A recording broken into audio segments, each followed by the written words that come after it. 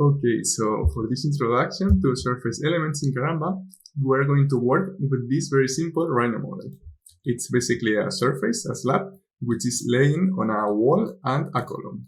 And there is also a point here, which we will use later on to apply a point load into our slab. So make sure to open this model as well as an empty Grasshopper definition. We are going to start off by referencing the Rhino objects in Grasshopper. So of course, we need to use our containers for that.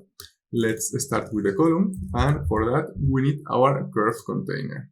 We get it into the canvas, we do right click into it, set one curve, we select the column, and that should be it. Now let's move on to the slab. We get a surface container, we click on set one surface, we select it, and there we go. And by the way, when I'm referencing Rhino objects from Grasshopper, I usually like to set the wireframe mode. Now I see better what I'm referencing. And now we're going to select our wall. And as you can see, we are using different containers for both the slab and the wall. And finally, we are going to reference our point load, or the point in which we will apply a point load later on. Okay, so those could be our geometry objects in Grasshopper. And now we are going to define our Karamba model. So let's get our assemble model component into the canvas. And let's start defining our elements. We're going to define the beam or the column with the line to beam component. We already know how this works, so let's not spend too much time here.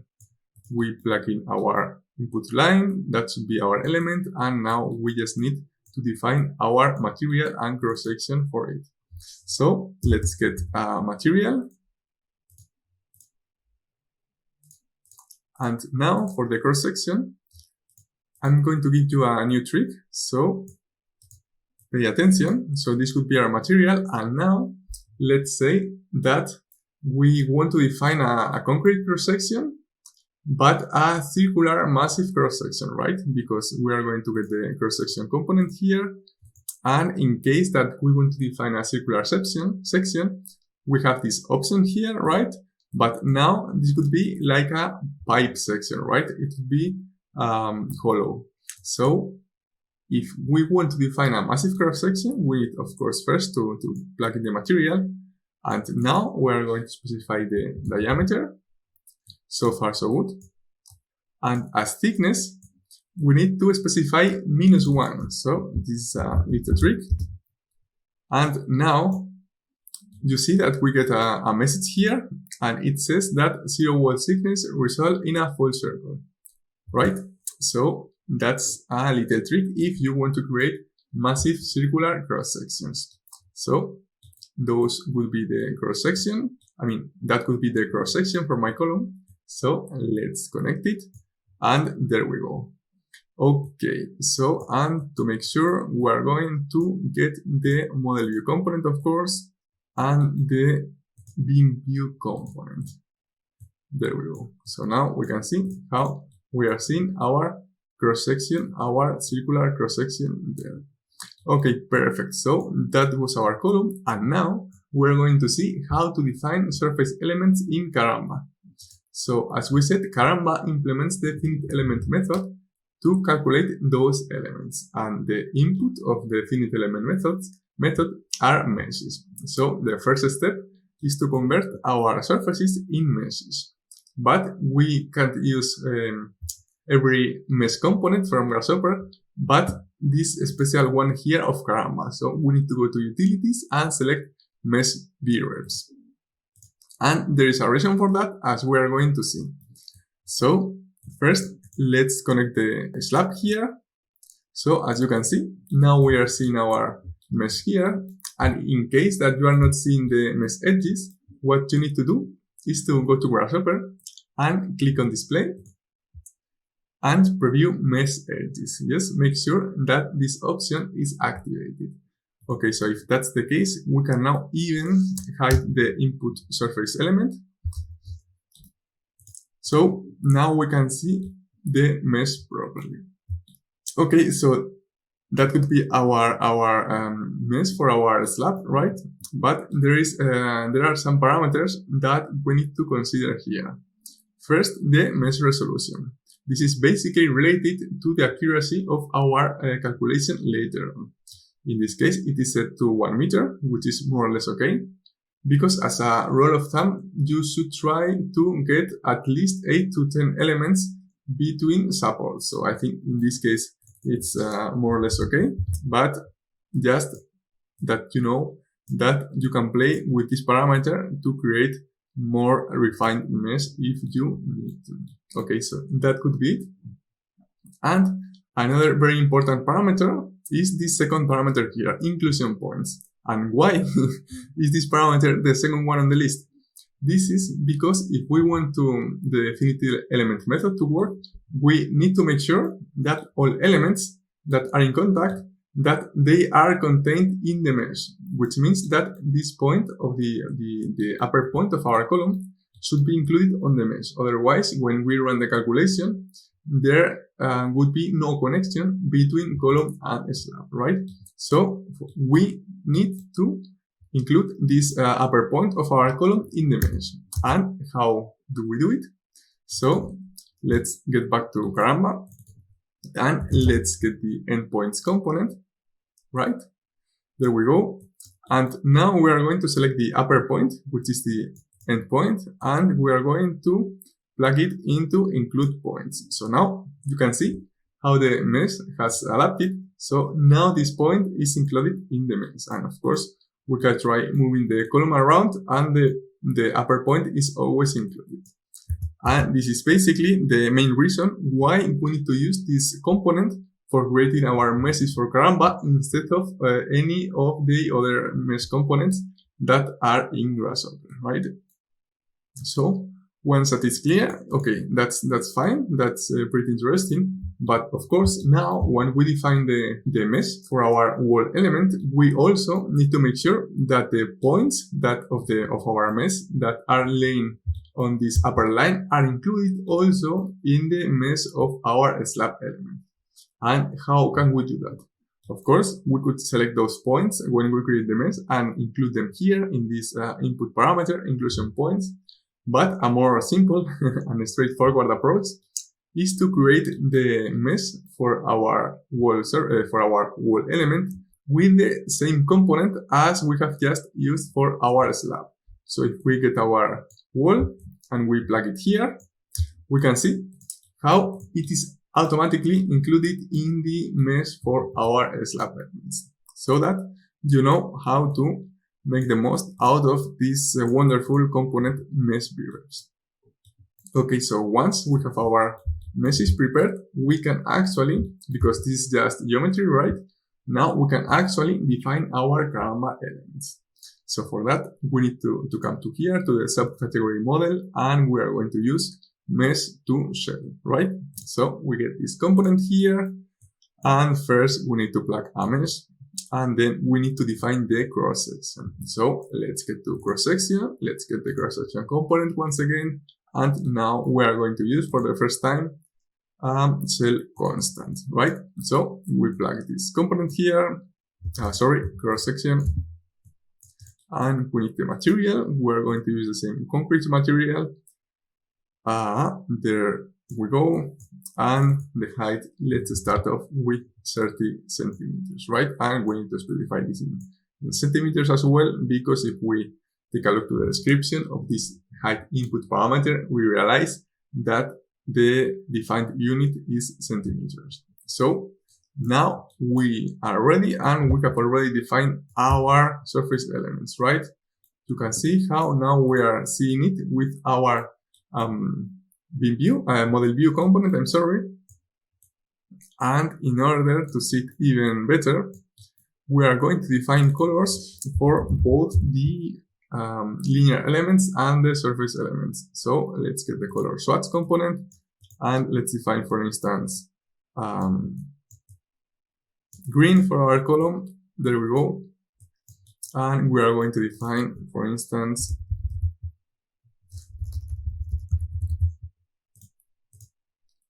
let's say, this kind of bluish color for our surfaces. And of course, now if we want to see it, well, first we need to define to see our colors here, colors elements, and there we go. Now we are seeing these elements here by color, and we can even hide our input meshes, right? So right click, preview off. There we go, and now we can see our elements by color, which might be interesting. It depends. And finally, if we want to check, of course, the cross sections of our surface elements before calculating our model, right? So we got this beam view component for checking our column, and in order to analyze the slabs later on, we are going to be using the cell view component. So let's get into our canvas, and here we just need to connect our input model, and now we can realize how these cell elements have an actual thickness, right? An actual cross section. And of course, we can change the thickness of our cross sections, and we can see how our visualization updates automatically, right? So of course that will be the lower layer of our slab, and it will be the upper layer. And we need two layers because, as we are going to see, the results are not the same for both layers, right? In terms of stresses and forces, at least. So that could be it, and we are going to take a look into these render settings later on. So don't think too much about it yet. Okay, so those would be my Karamba elements, and of course now we need to define our supports. And for the column, that's very easy. We've already done that several times. So let's get our support component, and let's plug the base point of our column here, and we're going to fix all the displacements, right? So that would be it. And now let's connect it to the assemble model component. Okay, that was pretty easy, but now the question comes, how can we define, and perhaps I'm going to hide the cell view component right now. So how can we define a support for our slab here? Okay, so in order to do that, what we need to do is to include all these points that are of our mesh that are lying on the ground. So we need to find a way to select all these points and then connect them to a support component of Karamba, right? So what we're going to do is first to deconstruct our mesh. So first we need, of course, to select the second mesh because we provided the wall element in the second place. And for that, let's use the list item component. Okay, so that could be it. And we need the second element, as we said. So with index number 1, of course, because the first element has index number 0. And we can see how we are selecting our mesh here. And let's put it a bit downwards. And now we are going to get the points of our mesh, right? And for that, we need the deconstruct mesh component. There we go. There we go. So now we see that we are getting our points here, and these are the points that we need to select. So how do we do it? And the most simple approach for that, in my opinion, is to use the deconstruct component, right? So these are my vertices, and of course you can see that this is basically the plane C equals 0. So we need to get the points whose C coordinate is 0, basically. But it's very common that we work with Rhino models that are not, let's say, 100% accurate. So for that, instead of filter the points whose C coordinate equals exactly 0.000, what we are going to do is to select the points that whose C coordinate is below 0.1, let's say, in case that there might be some inaccuracies in our Rhino model. So let's go for it. And let's get the smaller than component. And we need the points whose C coordinate is smaller than 0.1, let's say, or even 0.01. if you want. Okay, so that should be it. And now we see how we get some true and false values, right? And the true values would make reference to the point that we are looking for. So in order to get those points, we need now the call pattern component. So we use this true false list as pattern. And now we need to get our vertex list here to filter. So now we can see how we are actually selecting the points that are laying on the ground, which will be our supports. So let's get the support component of Karamba once again. And now we can plug in our support points for the wall, and let's fix all the displacements again. So this is our support, and let's go for it. We connect it here, pressing and holding the shift key.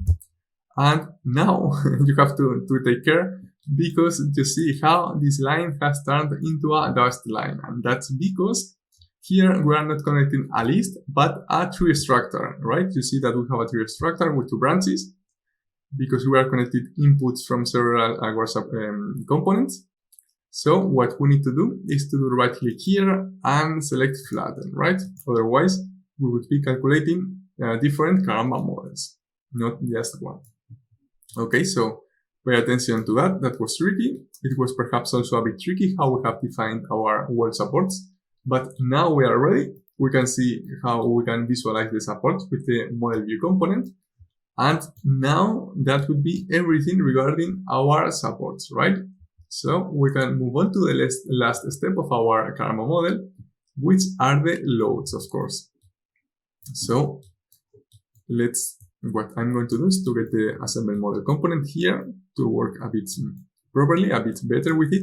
And now let's define our loads. So we're going to define three load cases: self-weight, an uniform surface load into our slab, and a point load. So let's start with the self-weight. That's pretty easy. So let's get the loads component. Now we need to select basically gravity, and that's it.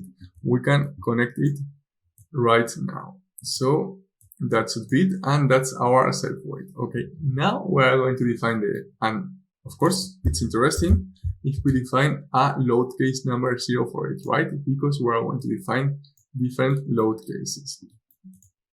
And now we're going to define a uniform surface load to our slab. So we need here the the mesh load constant. That's right. So here we need several inputs. The first input could be the mesh to which we want to apply our loads, right? So here we need to get our mesh that we are getting from this mesh to be rep component. So we need to get the list item component once again. So let's go for it. List item, where are you now? And there we go. And this should be the index number 0. That's the index that we are getting by default. So we can see how we are selecting our slab, right? And this could be the input mesh for our loads component. There we go. Okay, that was the first step. And now we need to define a vector for that. So, and by the way, I'm going to hide this component so we can visualize the model properly. And the vector, this is the load vector, of course. So first, let's define a value of, for instance, 5 kilonewton meters, square meters, right? Because the units are kilonewtons square meter, as you can realize there. And of course, this is going to be applied along the z-axis, but pointing downwards. So let's get the reverse component now, and you can realize again that this is 0, 0, minus 5. So the vector looks right for me. And I'm ready to connect it here, but also I need to take care that I'm using a global orientation, right? As we were saying in chapter 1, if you want to take a look to which orientation, what it means, you can go to the Karamba manual. That could be one approach, or another approach could be to use the self-view component. So step by step, first, in order to check our loads, we can of course use the model view component.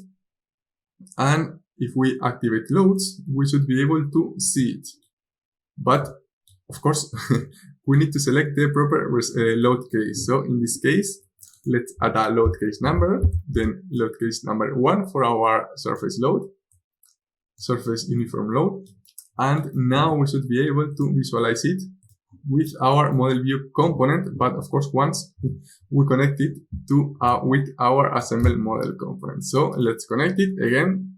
Take care that this has turned into a dashed line, which means that we need to flatten this input. So we do it, and now we can visualize our loads. And of course, once we select the load case regarding this uniform mesh load. So here we can see our mesh load, and don't be afraid if all the load vectors, if they don't look like the same, because of course not all the mesh elements here have the same size. So don't be worried for that. And we can see how we can see first that we're applying the loads just into the slab, not to the wall. Okay, that's the first step to check.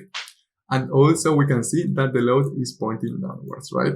That's interesting. And again, I was saying, if you want to check the orientation of our surface elements, you can activate the cell view component, and you can activate, actually, first you should deselect the cross section option, and you can activate local layer axis. So now here you can see where the Z axis is pointing to. So now in this case, you see that the Z axis of the slab is pointing upwards.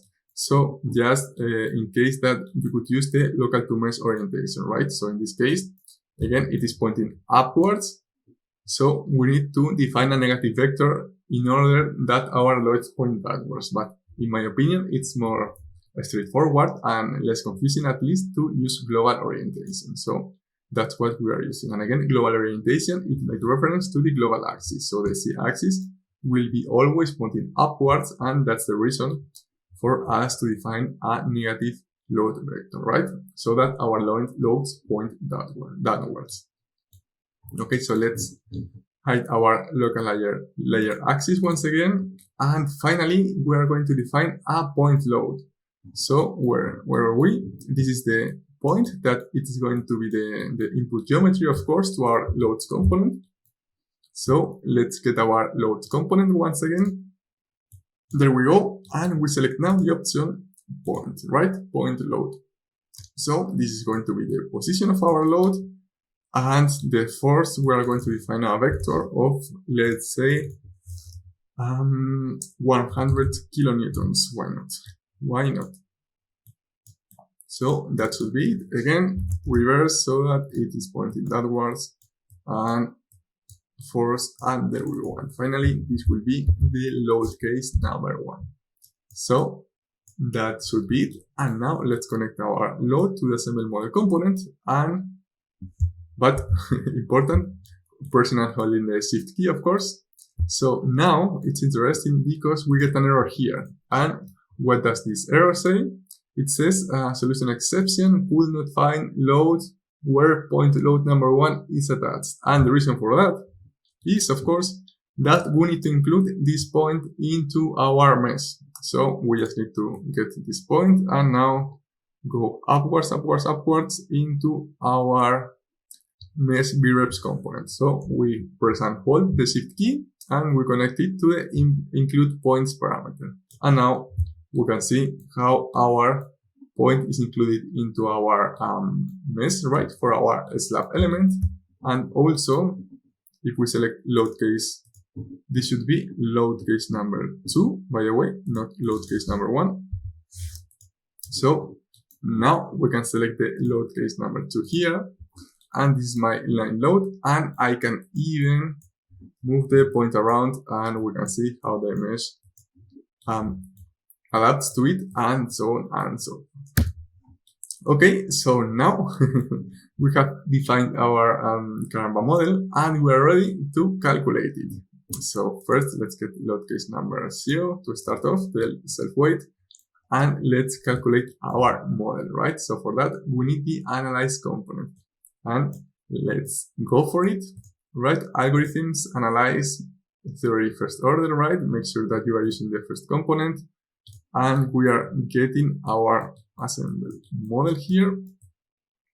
We connect it to this analyze component, and we get the, well, first we check that we have some displacement values for all load cases, so it makes sense, and then we connect the output model with our model view component.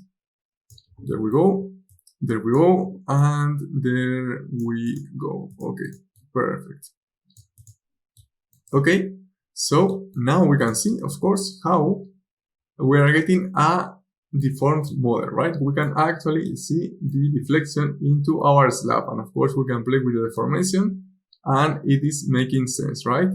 And in this point, perhaps we should deactivate the visualization by colors, because we can use other interesting options from our visualization components, right? So for instance, if we go to the cell view component, we can select to take a look into the displacements. So now we get this kind of gradient here, in which we are visualizing which points is getting the biggest deformation.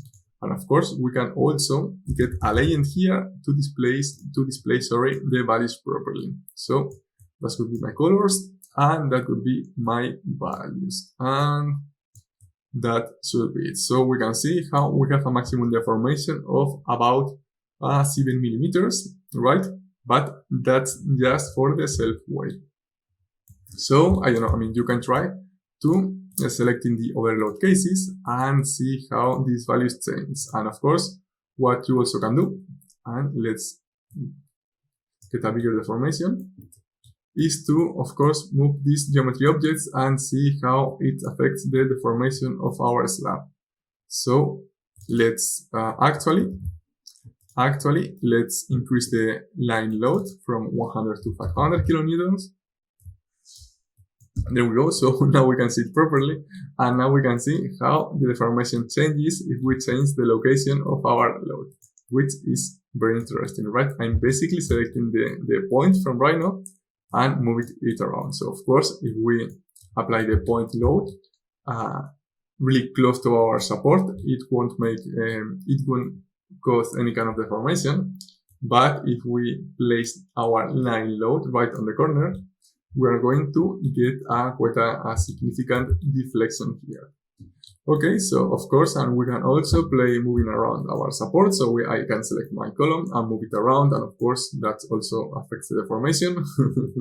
So that's very interesting as well. And I've been talking about deformation, but of course with this cell view component, we can also display, for instance, of course, the cross section as we are seeing before, and also the utilization, and this is similar to the beam. So we get, of course, red color for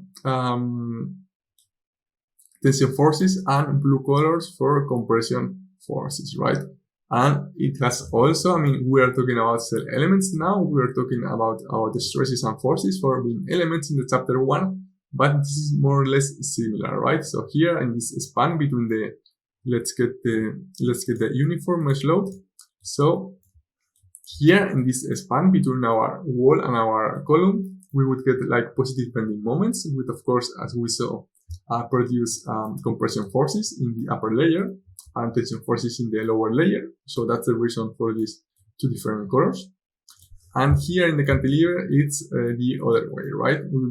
We would get like negative bending moments, which cause tension forces in blue color in the upper layer and compression forces in red in the lower layer. Okay, so that's very interesting. Of course, that's the utilization. This is related to the yield strength, right, of our concrete material. And we can, of course, we can see how these values changes when we change also the height of our cross section, right? So if we make the cross section small, we can see how the deformation increases and also the stresses and our utilization values. So that's pretty interesting. And we can again display the deformation values, also the principal stresses regarding the main direction of our stresses. And this basically means that as we are going to see later on, but this means that for each point on our slab, we get two principal directions, right? One of them would be the orientation for the maximal possible stress, and the other one for the minimum stress, right? That's how these orientations are calculated, but we will take a look into that later on. And yeah, you can also display the von Mises stresses, right? In case that you want to check the capacity of our, I don't know, steel plate or something like that. But let's stay with the utilization, or yeah, that's right. And basically, and we can of course even hide our loads here. So basically that would be it regarding our introduction to calculating surface elements in Karamba, right? We have just calculated our wall and a slab element, and now let's use this knowledge to go through some interesting case studies.